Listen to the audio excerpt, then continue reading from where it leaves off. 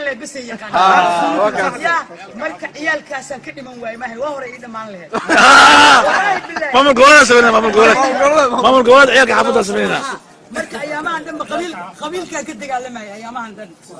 صدح القبيله واوين وشفك اسك قرع واوين كما تاي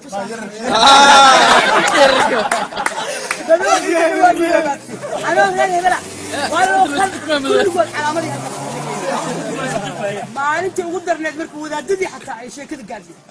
waxay sameeyeen masaajidka ninkii dhamaan tujinay dadka iskugu yar dadka waxa idin ku codsanaa intaan salaada idin tujin waxa idin ku codsanaya gabadha ay joogta 20 jir waay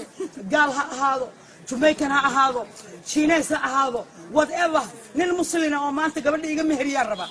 wiil midgaana gadaal ka taagay gacanta marka soo yiri oo 25 jir oo jaamacad ka soo baxay adeer aniga oo quruxda sankiisa dhubka iyo quruxda markaas adeer aniga ayaa gabadha guursanaa wuu dhugtay wuxuu gartay mid gaaro dariskooda ayuu yahay markaas ka soo jeestay waxa codsana maxaa la yiraahdaa wax iga meheriya adeer aniga ma maqlan miya aniga مساك عيالك كده